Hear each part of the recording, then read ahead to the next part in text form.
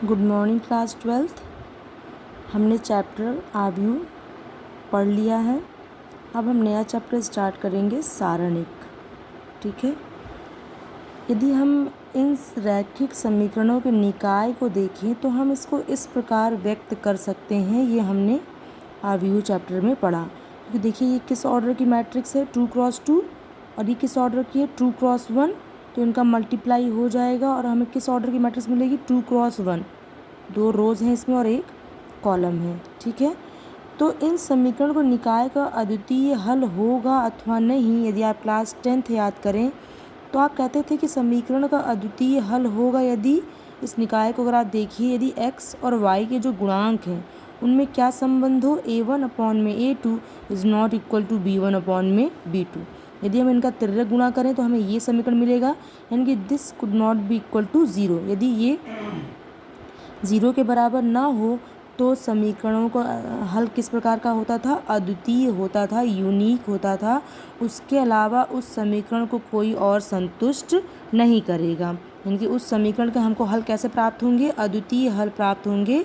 ठीक है, तो यह संख्या जो हमने ये जो संख्या हम निकाल रहे हैं समीकरणों के निकाय को अद्वितीय हल को तय करती है। ठीक है, ज्ञात करती है।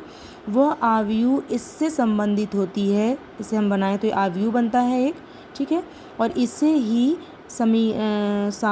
मैट्रिक्स ए का क्या कहते हैं, सारणिक कहते हैं या डिटर्मिनेंट कहते हैं। ठीक है, सारणिकों का उपयोग बहुत जगह पे होता है, इंजीनियरिंग, विज्ञान, अर्थशास्त्र, सामाजिक विज्ञान इत्यादि स्थानों पर। ठीक है, अब हम आगे देखें। यदि हम सारणी की परिभाषा देखें तो कह रहा है कि हम n कोटि के प्रत्येक वर्ग आव्यूह बोलने का मतलब क्या है, इसमें नंबर ऑफ रोज़ और नंबर ऑफ कॉलम, यानी कि पंक्तियों की संख्या और स्तंभों की संख्या क्या हो, आपस में समान हो। जैसे 2x2, 3x3, 4x4, ये किस ऑर्डर की मैट्रिक्स हैं, आपकी वर्ग आव्यूह हैं। ठीक है, को एक संख्या, वो वास्तविक हो या सम्मिश्र हो, द्वारा संबंधित करा सकते हैं, जिसे वर्ग आव्यूह का क्या कहते हैं, सारणिक कहते हैं।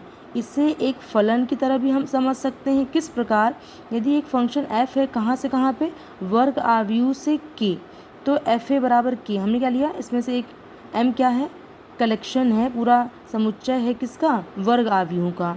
ठीक है, और k क्या निरूपित कर रहा है, वास्तविक संख्याओं का समुच्चय है। तो यदि m जो संग्रह है किसका, समुच्चयों का, यदि किसी भी समुच्चय को लें तो वह किसी न किसी एक संख्या से एसोसिएटेड होगी, संबंधित होगी। ठीक है, तो इससे उस मैट्रिक्स का क्या कहेंगे, सारणिक कहेंगे। इसे इन चिन्हों के द्वारा निरूपित करते हैं। जैसे मॉड ए टाइप का लिखेंगे तो आप इसको क्या पढ़ेंगे, डिटर्मिनेंट ऑफ ए, आव्यूह ए का सारणिक। ठीक है, इसको ऐसे भी लिख सकते हैं या ट्रायंगल के द्वारा भी निरूपित कर दिया जा सकता है। ठीक है, यदि a बराबर ये क्या है आपका, ये आपका मैट्रिक्स का चिन्ह है। देखिए अगर इन ब्रैकेट्स को आप बंद कर देते हैं तो ये क्या है आपका, मैट्रिक्स। तो a के सारणिक को किससे निरूपित करते हैं, मॉड a से। ठीक है, और इन एलिमेंट में आप इनको अब ब्रैकेट में बंद नहीं करेंगे, ये सारणिक का चिन्ह होता है। ठीक है, इसका जो भी मान आएगा, जो भी संख्या उत्तर में आएगी, वो उस आव्यूह की क्या कहलाएगी, सारणिक कहलाएगी। ठीक है, टिप्पणी, कुछ विशेष बातें कही गई हैं। आव्यूह ए के लिए मॉड ए को ए का क्या पढ़ते हैं, सारणिक पढ़ते हैं। केवल वर्ग आव्यूह के ही सारणिक होते हैं, क्योंकि मैंने बताया था कि वर्ग आव्यूह को ही हम एक संख्या से संबंधित कर सकते हैं। ठीक है, वर्ग आव्यूह पे ही सारणिक एप्लीकेबल होता है।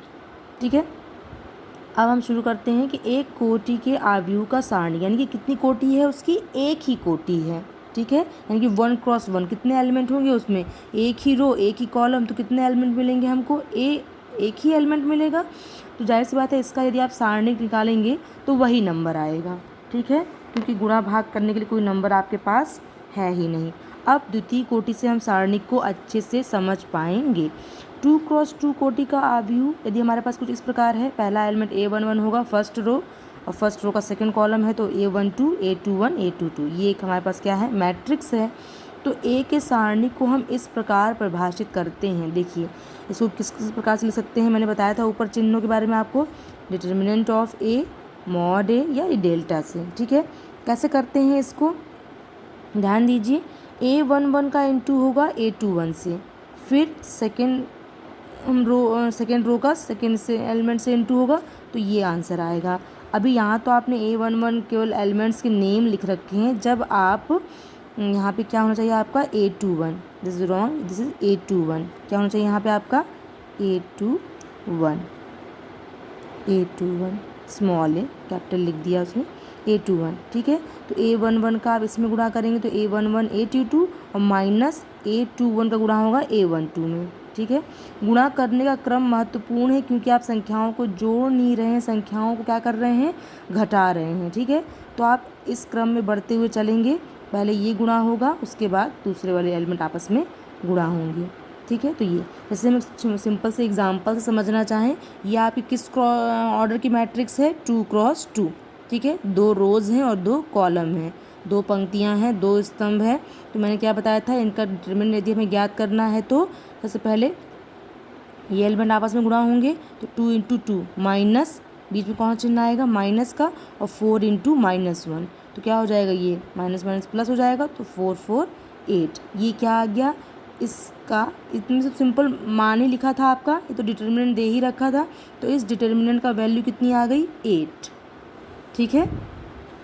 यानी कि हमने क्या समझा कि प्रत्येक वर्ग आव्यूह को हम किसी एक संख्या से संबंधित कर सकते हैं, जोड़ सकते हैं, उसे हम क्या कहते हैं, सारणिक कहते हैं, ठीक है। ऐसे एग्जाम्पल नंबर 2, इसका मान ज्ञात करने को आपको कहा है, मैंने बताया था आपको, पहले ये एलिमेंट गुणा होते हैं तो और फिर माइनस के साथ ये दोनों एलिमेंट गुणा होते हैं। आगे हम चलेंगे 3 क्रॉस 3 कोटि के आव्यूह का सारणिक किस प्रकार ज्ञात किया जाता है, ठीक है। बाकी आप ये चीज़ें पढ़ेंगे, इस पर आपको कुछ सवालें एग्जाम्पल्स के तौर पे एक्सरसाइज में मिलेंगी, उनको हल करिएगा, फिर हम पढ़ेंगे 3 क्रॉस 3 कोटि के आव्यूह का सारणिक। Thank you class.